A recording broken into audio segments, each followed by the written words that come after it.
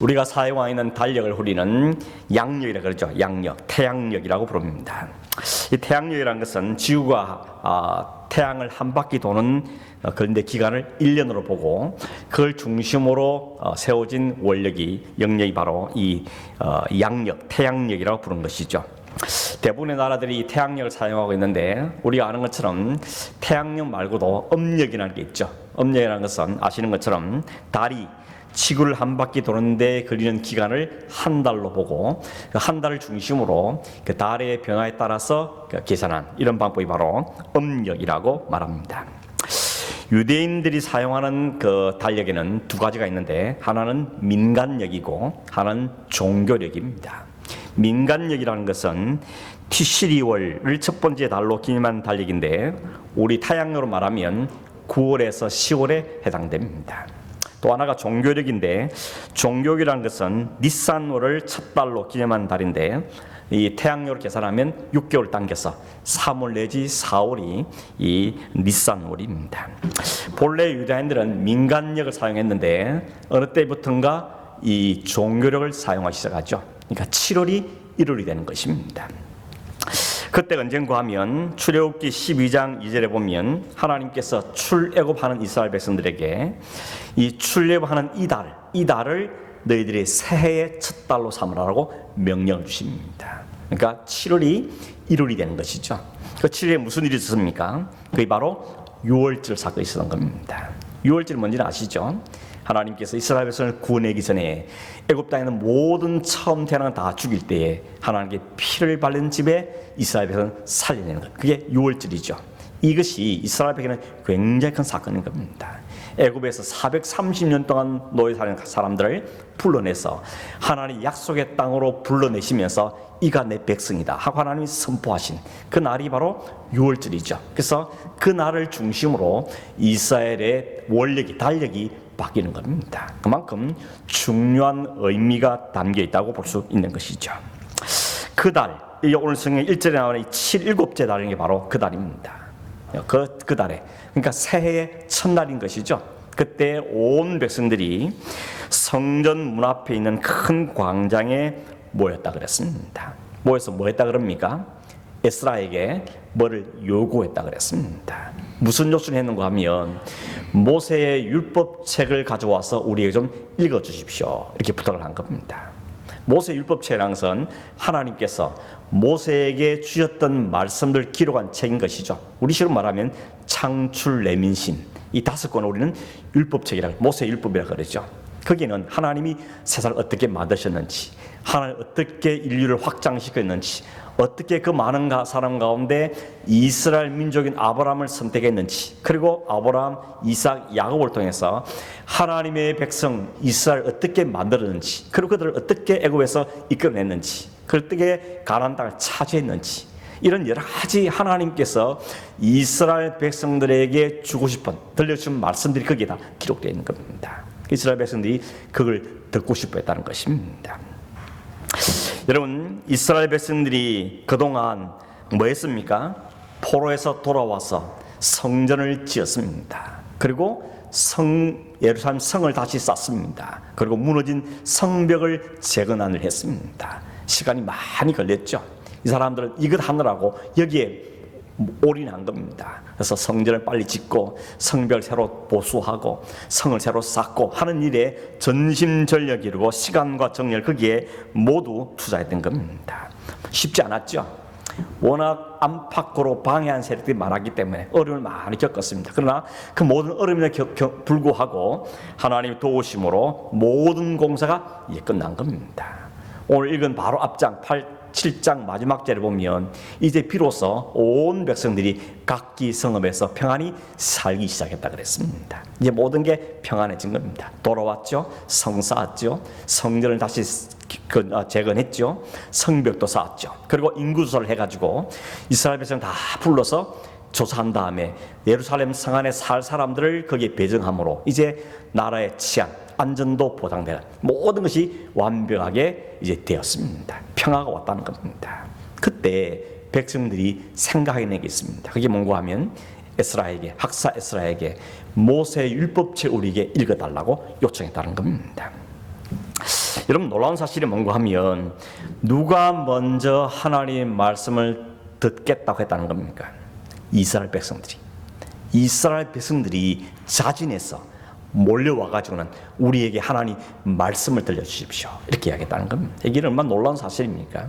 우리가 알고 있는 이스라엘 백성 이미지는 어떤 이미지입니까? 그동안 보면 늘 하나님이 뭐가 그리 답답하신지 이스라엘 백성 쫓아다니면서 제발 내 말 좀 들어라, 내 말 좀 들어라 라고 그렇게 말씀하시고, 그럼에도 불구하고 이스라엘 백성들은 뭐가 그리 잘났는지 하나님 말씀을 뿌리치고 엉뚱한데 우상에 가서 절하고, 그렇게 하나님 말을 전하는 이스라엘 선지자들은 무시하고, 그러면서 도망다녔던 것이 이스라엘 백성들의 모습이었던 겁니다. 그런데 지금 이스라엘 백성들이 자발적으로 나와가지고는 우리에게 하나님 말씀을 좀 들려주십시오, 읽어주십시오 라고 좀 요청하고 있다는 것입니다.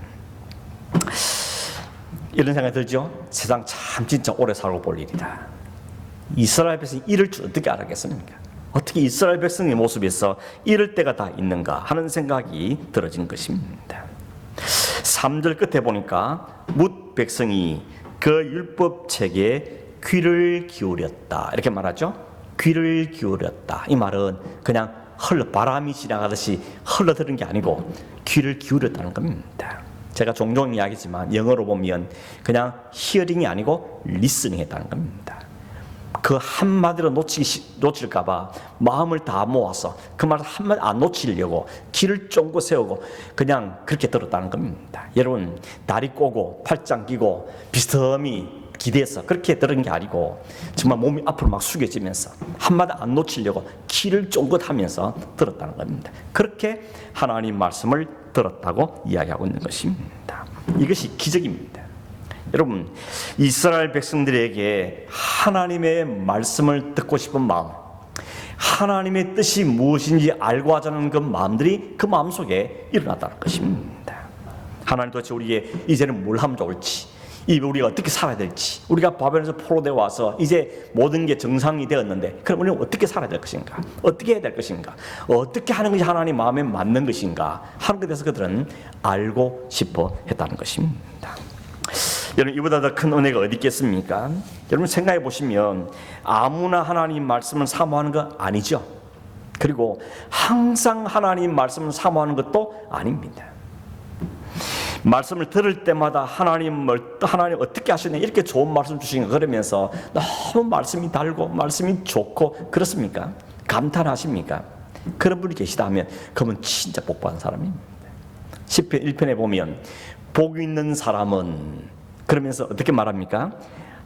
복 있는 사람은 오직 여호와의 율법을 즐거워하여 주야로 그것을 묵상하는 자라고 말씀하죠. 하나님 말씀이 너무 좋아서 아침 저녁으로 읽고 그 말씀이 너무 감사해서 감탄하고 하나님을 찬송하는 것, 그것이 진짜 복이라는 것입니다. 여러분 그렇습니까? 그렇다면 여러분 복 있는 사람입니다. 만약 그렇지 못하다면 우리는 그 자리로 가야 되는 것입니다. 기도해야 되는 것이죠. 하나님, 성령님 내 안에 말씀을 사모하는 마음을 좀 주십시오. 말씀에서 하나님을 알고 만나고 음성을 듣고 그 시간 너무 행복하고, 그래서 말씀을 좀 더 읽고 싶고 더 읽고 싶고 더 듣고 싶고 더 기도하고 싶은 이런 마음이 내 마음속에 불같이 일어나기를 원합니다. 여러분 이거 기도해야 되는 겁니다. 맨날 기도하는 게 먹는 거, 마시는 거, 건강의 문제, 경제의 문제 늘 거기만 물지 마시고 진짜 하나님이 원하시는 그 기도는 바로 이런 기도인 겁니다. 우리 안에 하나님의 말씀이 살아 역사하는 기도의 열정이 일어나는 이 은혜가 있기를 우리는 기도해야 한다는 것입니다. 여러분 말씀이 우리 안에 사라지면, 하나님 말씀이 주시는 따뜻함이 사라지며 우리의 마음은 싸늘해집니다. 냉랭해지고 마는 겁니다. 그 영혼은 피폐해질 수밖에 없습니다. 마음이 공허해지죠. 삶의 의욕이 떨어집니다. 낙심이 생깁니다. 절망이 찾아옵니다. 괜히 사람들이 다 싫습니다. 밉습니다. 마음이 안 듭니다. 괜히 뾰족해지죠. 예민해집니다. 별것 아니더 짜증이 나죠. 여러분 말씀으로 내가 풍성하지 못하기 때문에 나타나는 현상에서 아셔야 됩니다. 그런 일이 생기면 내 안에 말씀이 풍성하지 않구나, 하는 은혜가 내가 풍성하지 않구나, 이것으로 여러분 자신을 아셔야 되는 겁니다. 그래서 내 영혼이 메말랐으니 다시 하나님 말씀으로 가야 되겠구나, 기도의 자리를 가야 되겠구나, 찬양하는 자리를 가야 되겠구나 라고 생각하는 것이 옳은 태도인 것입니다. 여러분, 부흥이라는 게 뭡니까? 우리 흔히 부흥 그러면 막 숫자가 많아지는 거, 교회가 뭐 100명이 200명이 되고 1000명이 되고 이런 거면 자꾸 부흥이라 생각하죠. 그러나 성경이 말하는 참된 부흥은 뭡니까? 바로 하나님의 말씀에 대한 갈망, 성령께 주시는 그 따뜻함, 뜨거움, 그 갈망이 우리 안에 일어나는 것을 성경은 부흥이라 그럽니다. 리바이벌이죠. 다시 돌아가는 것입니다. 하나님에게 돌아가고 말씀으로 다시 돌아가고 기도의 자리에 다시 돌아가는, 그것이 바로 성경이 말하는 참된 부흥인 것을 우리에게 이야기하고 있는 것입니다. 이 부흥이 우리에게 필요한 것입니다. 여러분 안에, 여러분 가정에, 우리 교회에, 우리 시대에 이 부흥이 다시 불같이 일어나기 위해서 우리는 기도해야 되는 것입니다. 내 마음부터, 내 심령부터, 우리 가정부터, 우리 교회 안에, 오늘 이 시대 안에 하나님 다시 부흥의 불길이 일어나게 해주십시오. 이건 우리가 끊임없이 기도해야 될 우리의 기도의 제목인 줄 믿습니다. 2절과 3절에 보시면 우리의 주목을 끄는 말씀이 있습니다.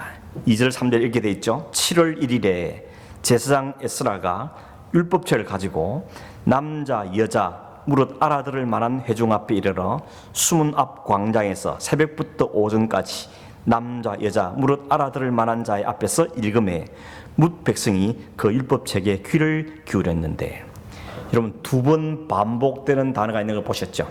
그게 뭡니까?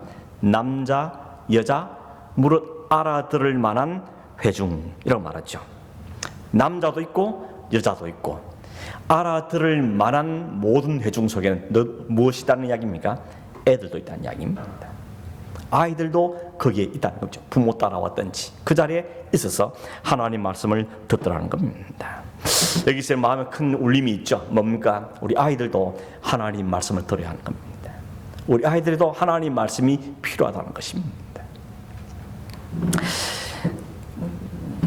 제가 우리 교회에 부교육자를 이렇게 모실 때 아이들 막 재밌게 하고 막 좀 신나게 하고 그런 것도 필요하겠지만, 진짜 중요한 것은 이 아이들에게 정말 하나님 말씀을 잘 가르치는 분, 그분이 왔으면 좋겠다. 이게 제 첫 번째 기도 제목입니다. 혹이라도 여러분이 지원하면 누가 더 재밌게 설교하냐, 그거 보는 게 아니고 누가 더 하나님 말씀을 제대로 전하는가, 정말 이 아이들에게 하나님 말씀을 가르치는 그 열정 있는 사람들이 필요하다고 저는 개인적으로 생각하고 있는 겁니다. 왜냐하면 여러분, 재밌는 것은 세상과 비교가 안 됩니다. 옛날에는 교회에 따라 세상이 재미있어 교회에 왔지만 지금은 재미를 따지면 교회에 올 아이들이 없습니다. 재밌는 것은 세상에 얼마나 널려 있습니다. 교회는 재밌는 곳이 아니고 하나님 말씀이 전해드리는 생명이 전달되는 곳이어야 되는 겁니다. 그래서 여러분, 우리 자녀들 그런 점에서 좀 잘 보셔야 됩니다. 아이가 교회에서 얼마나 재밌게 지냐, 그게 중요한 게 아니고 정말 하나님 말씀 듣고 오느냐, 그 안에 생명이 싹 트느냐 하는 것을 우리는 정말 중요하게 보여야 되는 것입니다. 오늘 본문 4절 이후에 보면 에스라가 모든 사람이 볼 수 있도록 특별히 지은 나무 강단 위에 올라섭니다. 그리고 왼쪽 오른쪽 양쪽에 7명 6명 총 13명의 사람들이, 레위인들이 쭉 섭니다. 그리고 에스라가 율법책을 딱 펼쳤을 때 온 백성이 다 일어나죠. 그리고 읽을 때마다 사람들이 손을 들고 아멘 아멘 화답을 하고, 그리고 심지어는 그 앞에 얼굴을 땅에 대고 하나님께 경배했다 그랬습니다. 이렇게 하길 얼마나 했다 그러죠?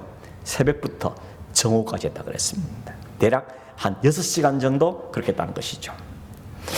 요즘 여러분, 이 사람 아마 지금 6시간 동안 설교하면 아무도 없겠죠? 다 가고 없을 겁니다. 그러니까 여러분, 이때는 그랬습니다. 더군다나 끌려온 것 아닙니다. 자발적으로 왔습니다. 자발적으로 왔습니다. 그리고 6시간 동안 하나님 말씀 들으면서 그 아멘 아멘 응답하고, 손을 들고 하나님을 찬송하고, 무릎을 꿇고 엎드려서 회개하고 통곡을 하고 또 하나님을 찬송하는 이런 일이 이 6시 동안 계속됐다는 것입니다. 굉장한 장면이 아니겠습니까? 여러분, 꿈의 이야기 아닙니다. 실제로 우리 한국에도 이런 역사 있지 않습니까? 우리가 교회 역사를 통해서 아는 것처럼 1907년 평양에서 대부흥이 일어났을 때 하루 이틀 열흘 계속해서 부흥이 일어나고, 부흥이 하면 그냥 사람들 와서 말씀을 듣고 이런 일들이 있었다는 겁니다. 여러분, 여의도 광장에서 수많은 사람이 모여서 하나님 말씀을 듣고 거기서 떼굴떼굴 구르며 회개하고 민족을 위해서 가시 부은 길을 들이 우리 있었다는 겁니다. 그런 시대가 있었습니다. 그런 부흥의 역사가 없었던 게 아닌데, 성경의 이야기가 아닌데, 오늘 우리의 선배들 가운데 있었는데 오늘 우리의 시대에는 없다는 것이, 우리는 정말 가슴을 치고 통탄하며 회개하며 하나님께 구해야 될 기도의 제목인 것입니다. 목사님 저부터 시작해서 우리 모두가 오늘 이 시대를 하나님께 올려드리며 다시 한번 이 부흥의 역사들이 우리 가운데, 우리 심령들 가운데 일어나기 위해서 우리는 기도할 줄 믿습니다. 여러분 7절에 보면 에스라가 혼자 한 건 아닙니다. 몇 명의 레위인들이 백성들 중간에 서 있다 그랬죠. 사이에 있다가 에스라가 말씀을 읽으면 그 말씀이 무슨 뜻인지를 백성들에게 설명해 주었다 그랬습니다. 마치 선생님처럼 그렇게 설명해 주었다는 겁니다. 여기 중요한 단어는 뭔가 하면 그 말씀을 듣고 사람들이 다 깨달았다고 이야기하고 있습니다. 그 낭독하는 말씀이 무슨 뜻인지를 다 깨닫게 되었다고 이야기하죠. 여기 깨닫는 말은 이해했다는 겁니다. 언더스탠딩이 됐다는 거죠. 하나님의 말씀 들을 때 그냥 지나가는 소리 말고 그냥 한쪽 귀로 한쪽에 흘러가는 게 아니고 그 말씀이 무슨 뜻인지 대해서 그들은 이해를 했다는 겁니다. 받아들였다는 것이죠. 이 말이 이 8장에 6번이나 반복되고 있는 겁니다. 깨달았다, 이해했다, 받아들였다, 그 말씀 아멘했다, 이런 말이 반복되고 있는 것입니다. 여러분, 왜 깨닫는 게 중요합니까? 사람은 깨닫는 만큼 실천하기 때문에 그렇습니다. 그냥 듣는 것으로는 실천하지 않습니다. 그 가슴 깊이 깨달아져야 그것을 실천에 옮겨야 되는 것입니다. 아무리 옆에서 오늘도 어디 잠깐 보니까 아무리 옆에서 당신이 살쪘다고 아무리 이야기해도 자기가 살쪘다는 것을 인식하지 않으면 살 뺄 생각을 안 하는 겁니다. 그런데 자기가 그 앞에 내가 살이 쪘구나, 빼야 되겠구나, 절실하게 깨달아야 진짜 독하게 다이어트를 하게 돼 있는 겁니다. 우리가 영적으로 깨닫지 않으면, 우리 영적인 상태를 알지 못하면 말씀에 순종하지 않습니다. 그래서 여러분, 말씀이 듣는 것도 중요하고 읽는 것도 중요한데 들을 때마다 읽을 때마다 그 말씀이 내가 이해가 되고 깨달아지는 게 진짜 중요한 겁니다. 마음으로 아멘이 되어야 하는 것입니다. 그냥 오늘 좋은 말 들었다, 그건 아닙니다. 하나님 말씀으로 들려야 되고 하나님께 내게 들릴 그 말씀으로 그 말씀이 들려져야 한다는 겁니다. 그것이 축복입니다. 여러분, 말씀이 들려지십니까? 그 말씀 들을 때 아멘이 나오십니까? 그게 진짜 복인 것입니다.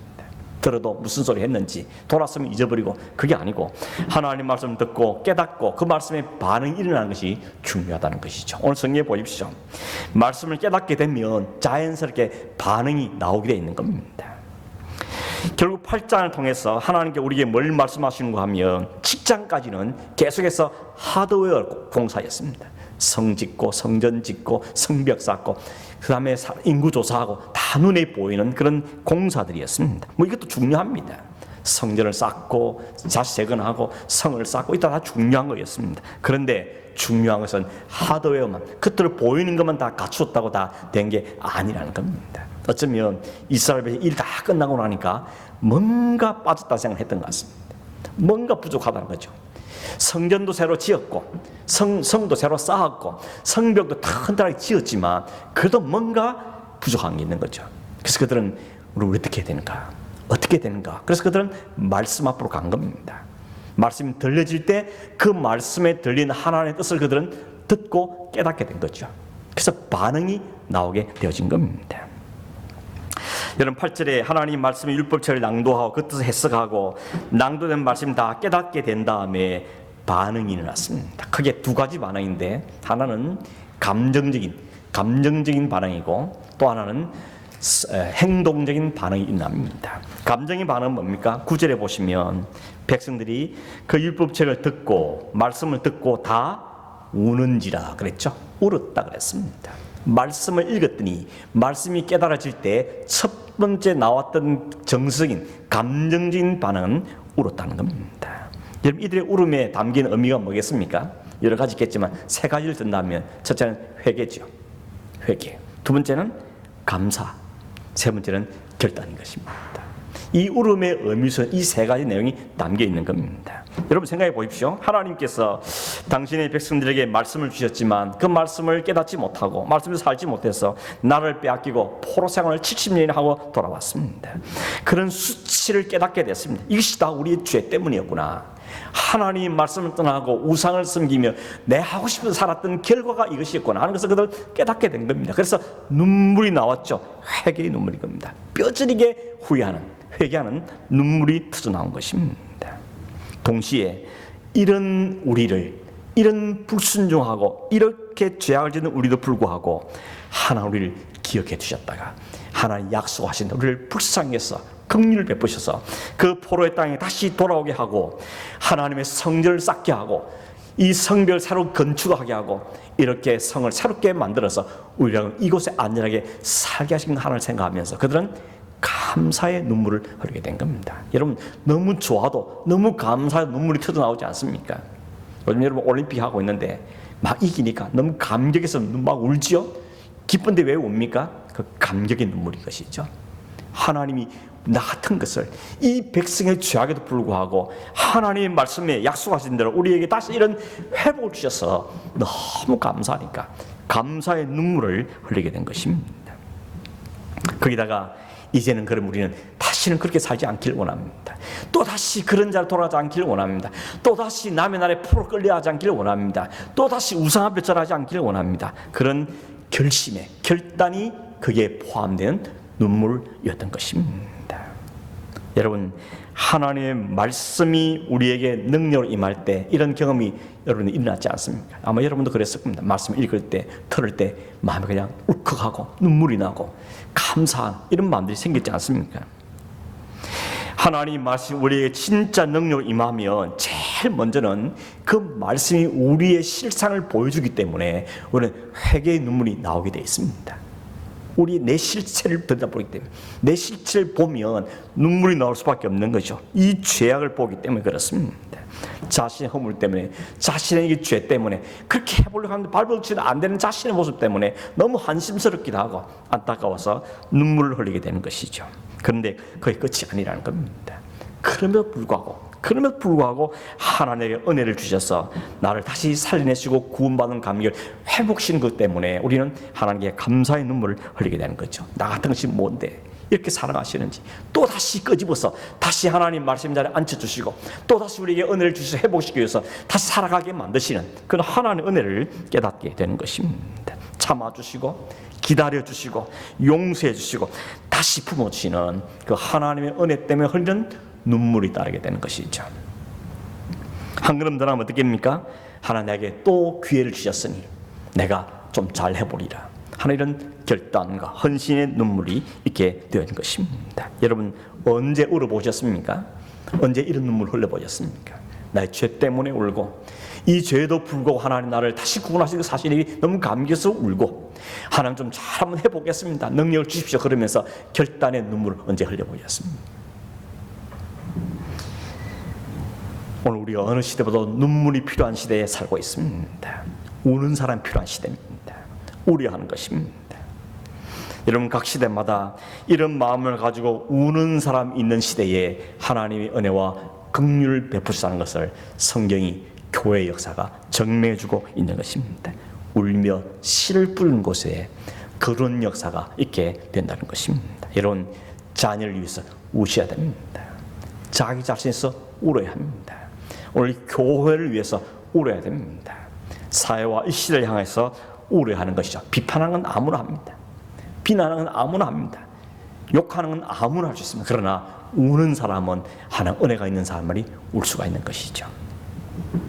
오늘 저와 여러분이 말보다는 기도를 생각보다는 눈물이 있는 기도에 힘쓰므로 하나님의 은혜를 누리는 그런 은혜가 있기를 간절히 바랍니다. 두 번째 보이는 반응은 뭡니까? 구체적인 행동이라 그랬죠. 어떤 행동을 했습니까? 9절 하반부에 보면 백성들이 누웠을 때 느헤미야와 에스라와 레위 사람들이 와서는 백성들에게 오늘 울지 말라 그럽니다. 왜냐하면 이날은 성일이기 때문이다 라고 이야기했습니다. 그 성일이라는 것이 뒤에 나오는데 초막절 절기가 아닙니다. 여러분 초막절이 뭐죠? 이스라엘 백성들이 애굽 땅에 나온 다음에 광야에 40년 지난 동안에 초막을 주고 텐트를 주고 살았지 않습니까?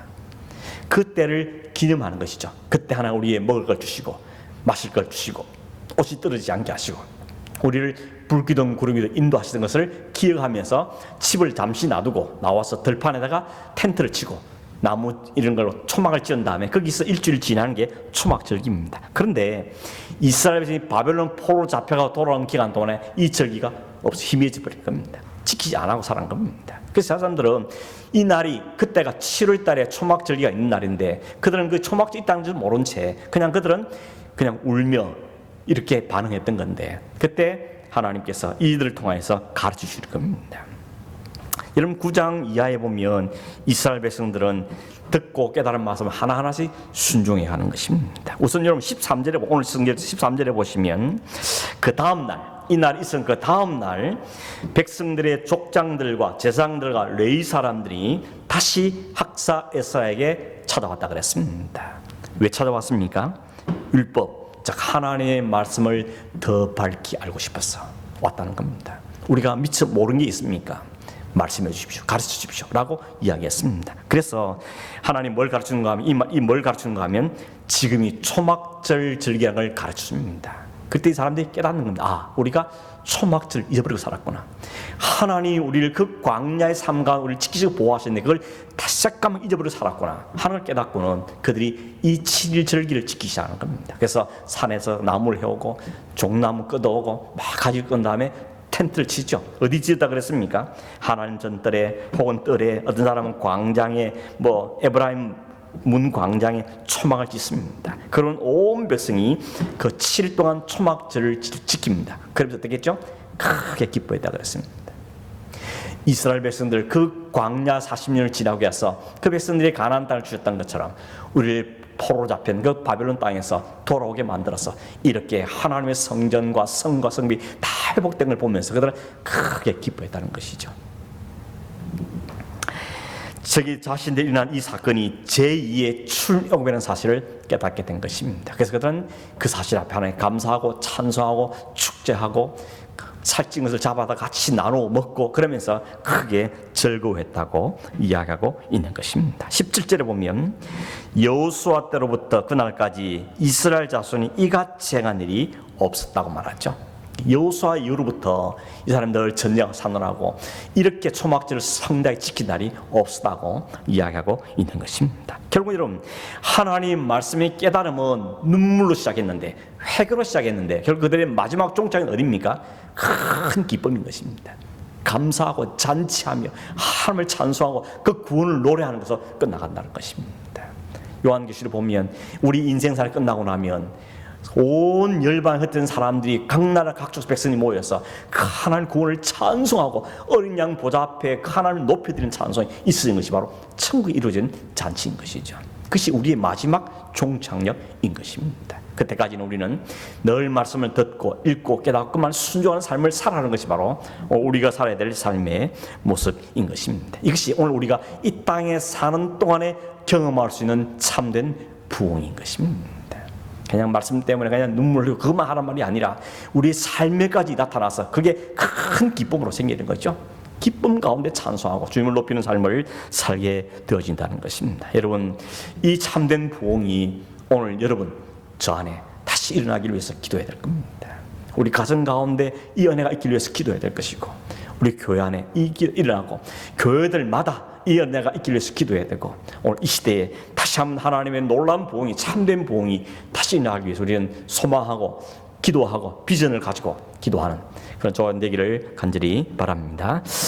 우리 한번 잠시 기도하겠습니다. 고마우신 하나님 아버지 오늘 밤에 우리에게 말씀해 주셨는데 이 놀라운 부흥이 이 참된 부흥이 오늘 이 시대에 오늘 이 사회에 이 지역에 우리 교회 안에 우리 가정 가운데 오늘 우리 안에 일어나기를 간절히 원합니다. 우리 하나님 말씀을 불순종하고 떠나고 살아서 이 부흥을 경험하지 못한 채 낙심하고 절망하고 환경에 짓눌리며 죄에게 지달리며 살아간 연약한 종들입니다. 오 하나님 불쌍히 해 주시옵시고 우리에게 말씀해 주시고 말씀의 능력을 일어나게 하셔서 그 말씀이 우리 삶 속에 역사하고 역동이 일어났으므로 그 말씀에 순종하고 그 말씀의 역사를 우리 경험하는 삶이 이루어지므로 우리 안에 큰 기쁨이 있고 감사이고 찬송이 있고 회개가 있고 하나님 즐겨줄 헌신하는 그 믿음의 역사들이 일어나도록 우리에게 은혜를 허락하여 주시옵소서. 이와 같은 참된 부흥이 오늘 내 안에 우리 가정들 가운데 우리 교회 안에 일어나기를 간절히 원하옵고 예수님 이름으로 기도하옵나이다. 아멘.